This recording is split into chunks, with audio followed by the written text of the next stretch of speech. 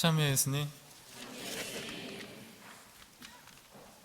오늘 오전은 참 거룩한 날인 것 같습니다. 저 자신에게.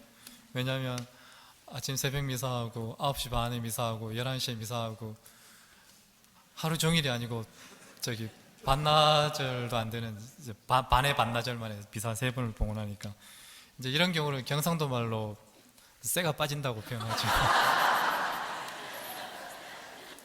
근데 저는 뭐 쇠가 빠지지는 않고 괜찮습니다.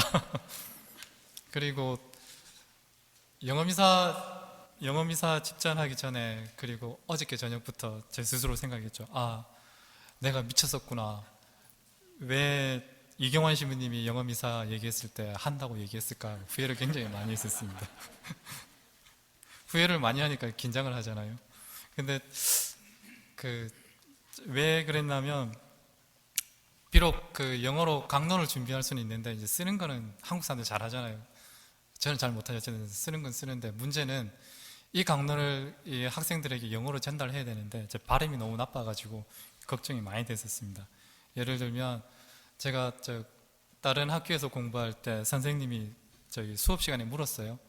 우리가 좋은 우정을 만들 때 중요한 것들이 뭐가 있느냐 묻길래 제가 충실함이 참 중요하다 이렇게 얘기했어요. 그때 제가 사용했던 영어 단어가 지금도 발음이 안 되는데 faithful이라는 단어였습니다. 스펠링 불러드릴까요? faithful. 예, 이 의미, 충실하다는 의미의 영어 단어를 썼거든요. 그랬더니 선생님이 그래 맞다, 나 동의한다 너의 의견에.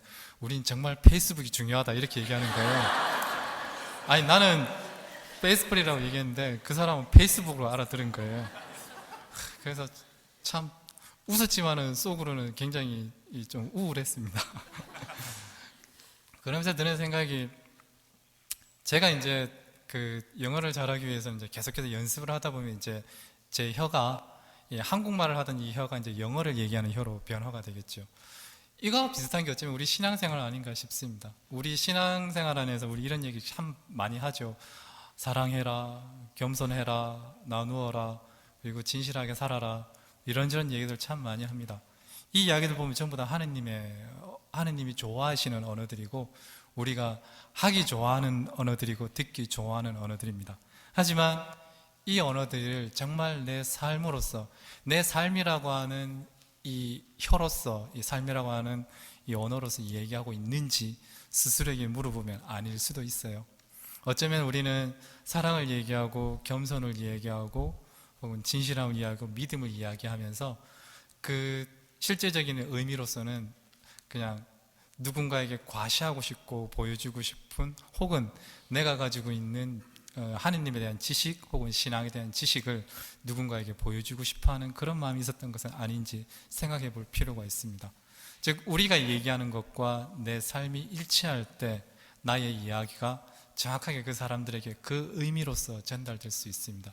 제가 충실함을 페이스풀이라는 단어를 얘기했지만 페이스풀로 알아듣는 것처럼 우리는 그런 좋은 말을 얘기했죠. 하느님의 언어를 얘기했지만 듣는 사람은 인간의 언어를 들을 수도 있습니다. 어쩌면 이렇게 연습해서 진실하게 뭔가 얘기할 수 있는 것, 이런 것을 우리 동양적인 문화 안에서 우리가 좋아하는 깨달음이라고 하는 단어로서 표현할 수 있지 않을까 싶습니다. 우리는 많은 것들을 알고 있습니다. 신앙에 대해서, 하느님에 대해서. 오늘 복음에 나오는 예수님 고향 사람들이 예수님이 요셉 성인의 아들이라는 것을 알고 혹은 예수님 어릴 때 어떤 모습으로 자랐는지를 아는 것처럼 우리는 하느님에 대해서, 예수님에 대해서 많은 것을 얘기할 수 있고 알고 있습니다. 하지만 그 알고 있는 것이 경우에 따라서는 우리가 진정 알아야 할 것을 알지 못하게 하는 경우도 있습니다. 오늘 복음에 나오는 사람들은 그 사람들이 예수님과 함께 살았던 삶의 경험이 있기 때문에 그 예수님의 아버지가 요셉이라는 것을 알기 때문에 예수님을 그 사람들이 그 긴 세월 동안 기다려왔던 메시아로서 그리스도로서 받아들이지를 않는 모습을 보여주죠. 소아데레사 성녀 다들 아실 겁니다. 굉장히 인기 있는 성녀이시죠. 이 소아데레사 성녀가 돌아가시고 난 다음에 이 교회에서 이제 성인 시복 조사가 나왔죠. 몇몇 신부님들이 이제 그 수녀원 방문해가지고 조사를 할 때 같이 살았던 소아데레사 성녀의 동료 수녀님들, 특히나 소아대대 성녀의 직접 언니들 이런 얘기합니다. 소아대대 성녀는 우리가 생각할 때 결코 성인이 아니었다. 비록 그 소아대대 성녀가 굉장히 잘 사는 갈멜 수도자였긴 하지만 성녀는 아니었다라고 증언을 했습니다.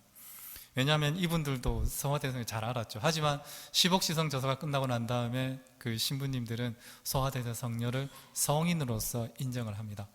이런 면에서 본다면 우리가 안다라고 하는 것, 우리의 지식들, 즉 우리의 선입관이나 우리의 학문이나 우리의 경험에 의해서 만들어졌던 우리의 지식들이 경우에 따라서는 우리의 눈을 가리는 경우도 있는 것 같습니다. 그래서 우리에게 필요한 것은 이 깨달음, 즉 내가 알고 있는 것 너머의 것을 볼 수 있는 깨달음이 필요하지 않는가 싶습니다. 고대 성인이셨던 아우구스티노 성인이 이런 말씀하셨죠.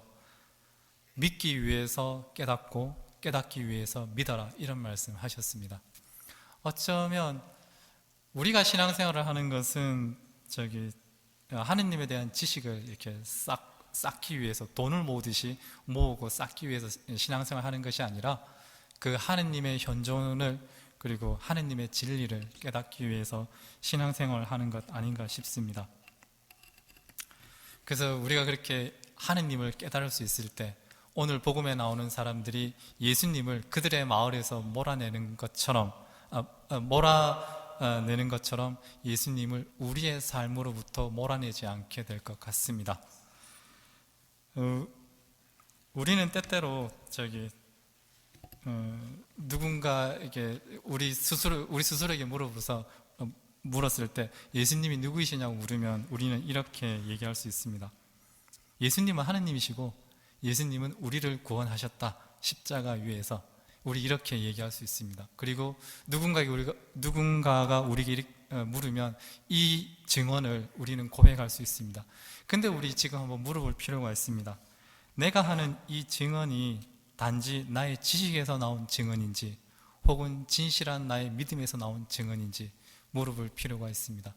또한 나의 이 증언이 습관적인 나의 그냥 고백인지 혹은 나의 정말 경험적인 체험에서 온 깨달음에 의한 경험적인 깨달음에서 온 증언인지 물어볼 필요가 있습니다. 그리고 이 물음에서 어떤 대답이 나오시든 우리 모두는 하느님에 대한 우리의 증언을 우리의 경험적인 깨달음과 그 다음에 우리의 믿음으로써 증언할 수 있어야 할 것 같습니다. 우리가 그렇게 증언할 수 있을 때 오늘 복음에서 예수님이 예로 드는 그 사렙다의 과부처럼 혹은 나아만처럼 하느님의 보호 아래서 우리의 삶을 살아갈 수 있을 것 같습니다. 그리고 깨달음과 신앙이라고 하는 것은 어쩌면 우리 신앙생활에 있어서 두 수레바퀴인 것 같아요. 그래서 우리가 이 깨달음과 신앙이라고 믿음이라고 하는 이 두 가지 수레바퀴에 의지해서 여러분들의 삶과 신앙생활을 잘 이렇게 이끌어 가시길 바라겠습니다. 하느님을 향해서.